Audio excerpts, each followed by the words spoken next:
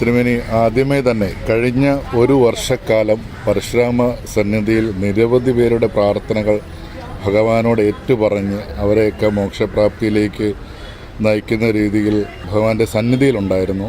തുടർന്ന് മറ്റൊരു ദൈവസന്നിധിയിലേക്ക് യാത്രയാകുന്ന അങ്ങേക്ക് ആദ്യമേ തന്നെ എല്ലാ വിശ്വാസികളുടെയും പേരിലുള്ള നന്ദി സൂചിപ്പിച്ചുകൊണ്ട് തന്നെ എന്താണ് ഒരു വർഷക്കാലം പരശുരാമ സന്നിധി അങ്ങേക്ക് നൽകിയ അനുഗ്രഹങ്ങളെന്ന് അറിഞ്ഞാൽ കൊള്ളാമെന്നുണ്ട്. നമസ്കാരം.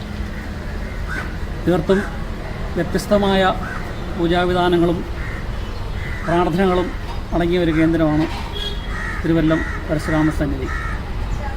മറ്റ് ക്ഷേത്രങ്ങളിൽ നിന്നും വ്യത്യസ്തമായിട്ട് ആത്മാക്കളുടെ പ്രീതിക്കും അവരുടെ മോക്ഷത്തിനും വേണ്ടിയിട്ടുള്ള പൂജയ്ക്കാണ് ഇവിടെ പ്രാധാന്യം നൽകി വരുന്നത്.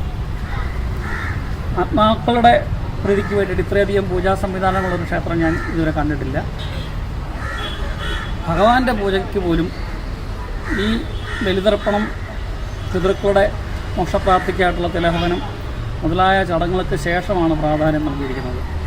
കാലത്ത് തന്നെ 4 മണിക്ക് തുറക്കുന്ന നട അഭിഷേകങ്ങളും ഉഷപൂജയും ശിവേലിയും കഴിഞ്ഞാൽ ബലിതർപ്പണം എന്ന ചടങ്ങ് കൂടെ ആരംഭിക്കുകയാണ്. ആ ബലിതർപ്പണത്തെ തുടർന്ന് തിലഹവനം നടക്കുന്നു. അത് തുടർന്നുകൊണ്ടിരിക്കും ഏകദേശം ഒരു 10:30 മണിയോളം. ആ ആത്മാക്കളുടെ മോക്ഷം പരശുരാമനിലൂടെ ലഭിക്കുക എന്നുള്ളതാണ് ഇതിലൂടെ ഉദ്ദേശിക്കുന്നത്.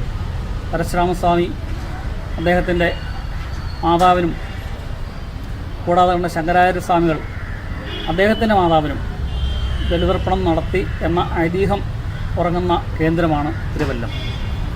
അതുകൊണ്ട് തന്നെ ഇവിടെ വന്ന് മോക്ഷപ്രാപ്തിക്കായിട്ട് ബലികർമ്മങ്ങൾ നടത്തുന്നവർക്ക് യാതൊരു സംശയവും വേണ്ട, ആത്മാവ് ഇഷ്ടമാകത്തിൽ ലയിക്കും എന്നുള്ളതാണ് നമ്മുടെ സങ്കല്പവും.